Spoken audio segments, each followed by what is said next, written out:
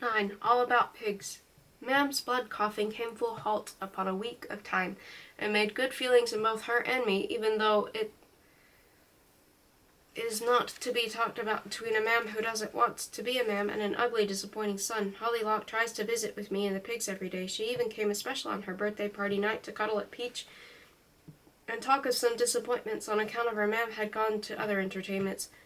Sometimes she can stay only for small minutes, but others for more than 1 hour. She causes hope within my spaces and cheerfulness, and fills up the empty place Dad's leaving made, and I splat away any frighteners what creep on me about bad invasions from the outside world. She is full up with questions at all times. She wants to know all I can tell about pigs.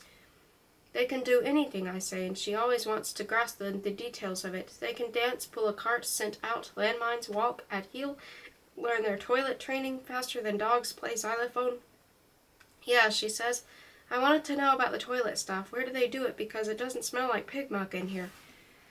I show her the chemically place I made up by the outside pig door, and she is full amazed at the cleverness of it, and I get perky with my pride. You mean you can toilet train them just like a toddler? Human pigs train the canines and felines, and pigs is clever, so easy. Wow, she says. Cool. She has a big liking for things to be cool, which means extreme good to her. More space spent with Holly gives me new words and ways of saying, so it is cool. And she takes all of the learning I give up into that brain space, sucks at it like Hoover cleaner, and recalls all I tell. Her mind apparatus is extreme good, and I am in pleasure of that. Whatever happens in my life, Holly will have full potential of success in all she does choose, this I know.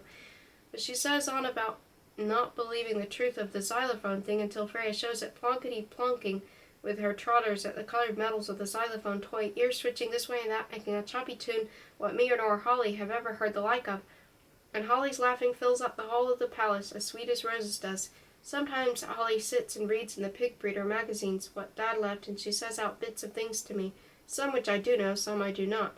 Look, Jack, it says pigs quickly learn how to use automatic feeding systems and can operate a flush water system to clean out their pens. Yes, I tell that. Very clever pigs, very clean. And she tells me on pigs of myths of Hercules, who she names one of the strongest men of the outside world, long time past, that he did wrestle a large boar called Erymanthian for one of 12 trials he got given. I would not wrestle Freya, I tell. No, neither would I. Look at her, Jack. She's smiling. Look. I say how she knows of the name. Freya, Freya, Freya. I speak it extreme loud, and Freya stomps and snorts and splashes water high up by plopping her flat body into the pool. Holly gets pain in her side from the laughing, which she calls stitching, and she falls over her hay bale like skittles at the fairground hoppings. Topple. When her ribs get better from the crunch of the fall, she gets a serious face on. I want everyone to know how clever you are, Jack Plum. It's not fair how they think of you as just this ugly freak. Is what you thought, Holly? I know, and you do look scary, but now I know you're not, and I want them all to understand how clever and kind you are. I shake my hog head extreme fast, because I get the quick frightener rush up from the toes all up into the head, and it judders, clang, clang. It is like a premonition thing. Dad said one time I was extreme good at this, knowing what might wait up ahead, and I must make Holly not speak, not tell anything of the palace to outside people. Want is just not enough, Holly, I say. Want cannot stop runaway trains or hurricanes or changes like the catching of the wind cannot be done. This is secret, Holly. That was the promise you did make. She turns off from me to play with Peach and hums a jumpy tune. She does this for some minutes, and I make busy with cleaning old hay to the outer door and pulling new bales from the high stack I builded last autumn time. In some while she goes at my cupboard. Question time again, Jack, she says, and I know all is as was. She loves the questioning of me and what I have in memory, and it works good for my special knowing. Right, here goes. The work of teaching and organizing the others fell naturally upon the pigs, who were generally recognized as being the cleverest of the animals. Come on, Jack, you know this one. Animal Farm. Excellent. We liked Old Major Pig best. I bet you did. Now try this one, and keep your eyes closed. No cheating. The pigs begin to squeal and scud about, for they pick excitement of the quizzing of my outside people frightener disappears out through my skin, leaving just coldness at the edges. So she set the little creature down and felt quite relieved to see it trot quietly into the wood. If it had grown up, she said to herself, it would have made a dreadfully ugly child, but it makes a rather handsome pig, I think. I have chances here to show I am more than my body tells, and there is joyfulness to the pleasing of Holly with proper answers, so I name Alice in Wonderland. Yes, yes, brilliant, Jack. She stops reading and stares bright on me, and I feel awkward in my bigness. She wants knowledge of my misshape, the how and why of it, so I tell what was made known to me, that the big head makes brain machine slow to give thoughts to my mouth. Then she does question on school things and pastime, and I make explanation how I stayed with Ma'am for help and how she got lonely after Dad did want me close at all times. But how do you know your brain's slow if you didn't go to school? I tell what Ma'am said of empty hoghead, what does not take in proper knowing. You're kidding me, Jack Plum. How could you build all of this if you were brainless, eh? How could you? I couldn't do it, and if I'd been going to school for years and years. And what about all the book questions I ask you? Knowing all that needs a proper brain. I believe she has intent to pride me up with these words, and that is good, her not wanting to notice of my damage, and her questions come on like water does fall. How old are you, Jack? Do you know?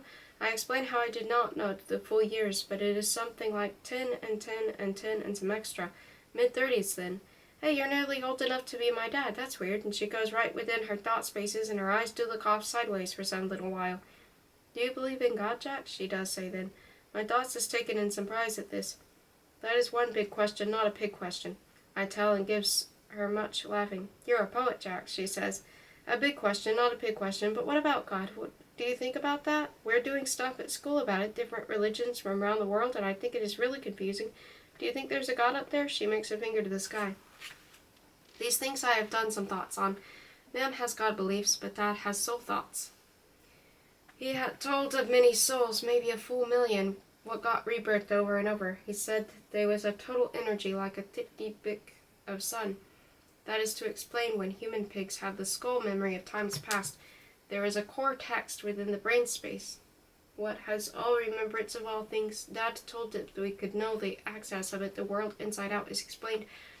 I give all this telling to Holly, and she swirls it about much for a time before the questioning erupts.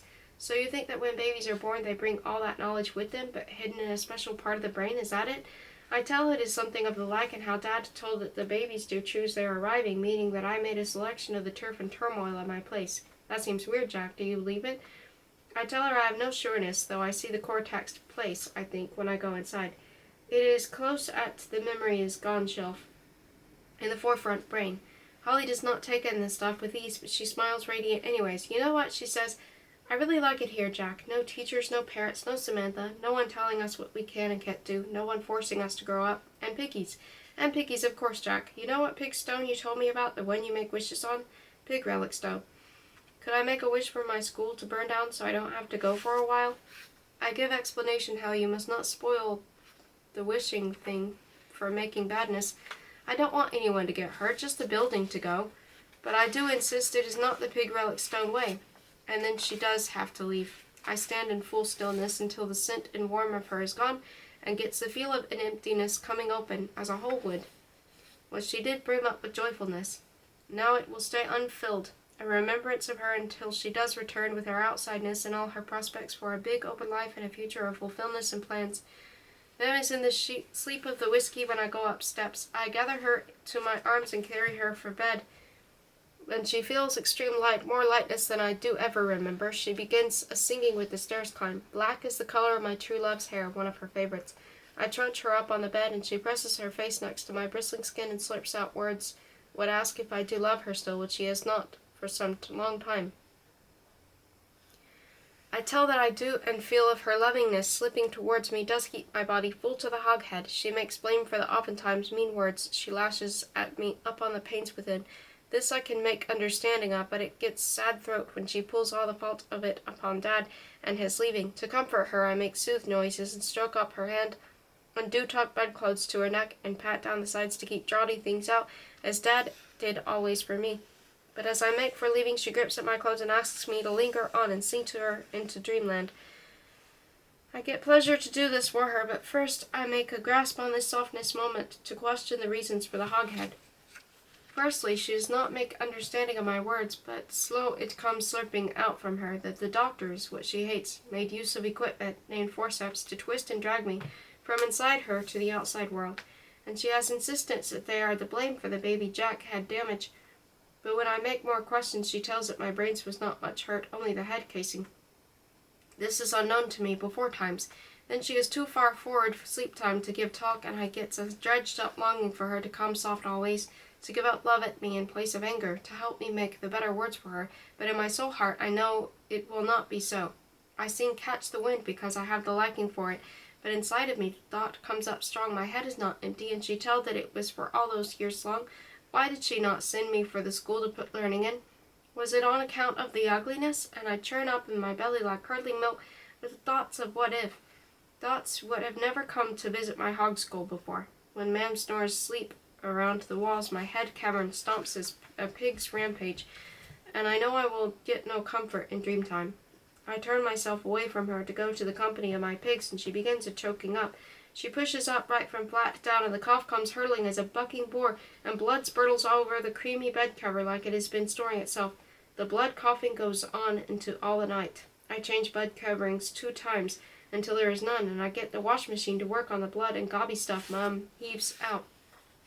My own stomach bubbles with the stink of it all, and piggies do not get their outside time in Pard's Wood until almost sunup. It is the worst in the wood time we ever have made, as I am wretched with thoughts of Mam and blood, and the pigs are wretched up in sympathy of me.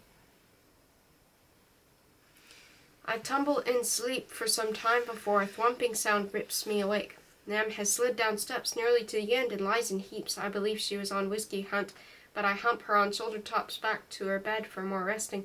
At the bed she makes shaky points at our bottles of medicines. She is fearful within her, and I see that we have some near emptiness of pills. Being attended on Holly, I forgot this routine. This day I must make the visit at the doctor place for repeating a pill sheet.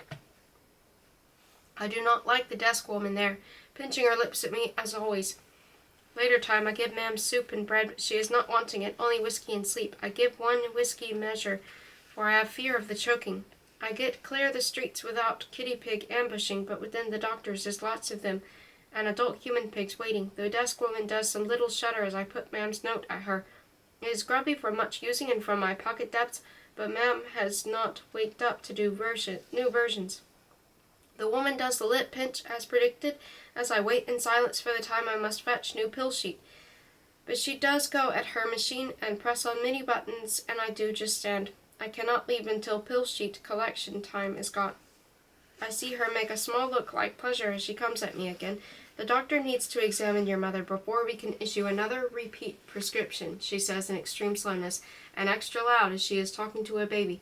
This is greatly serious. I had forgot of his visits this every often time. Thursday morning after surgery, she says, and I do rock foot to foot in worry and confused. She does a snort as an old sow and points off days on her chart. 1, 2, 3 days on.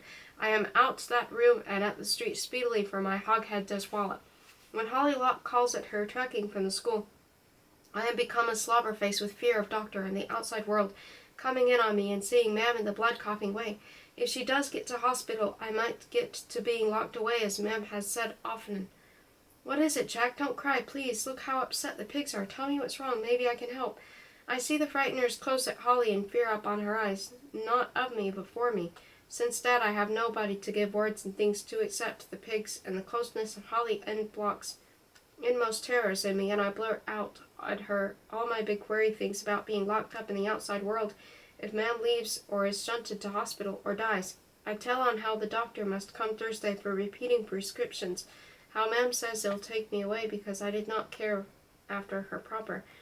Your Mam's just being nasty, Jack. She's trying to scare you to make you keep doing things what she wants. But they do come. It's only Monday, Jack. We've got time to start something out. Don't let your Mam get at you. Then I give out my worries on Mam making big coughs and some blood stuff again. How it is not good stuff for me or the doctor to see. Listen, Jack, I promise I'll find a way to save you and the pigs. If people knew how clever you are, if they could see what you've built down here. These words of outside world human pigs do make my voice come out in in frights. I tell in another time how it cannot be. How they have hated me, and I do stamp with my feet to make notice of the importance. This does make some small shocks within her to hear the deepest of my hog voice, but she does take breaths and steps back and does accept. Okay, Jack, it's okay. I won't let you down. Listen, how often does the doctor come and check up on your Mam? Can you remember? And we do go into the pattern of the thing to look for solution. I give answers to all the needed questions, like how the doctor does make visits to Mam round each half year. I know of this on account I made check up on my Blandish the Butcher calendar on how it is Dr. Taylor at Derwent Street what comes to do prescribing.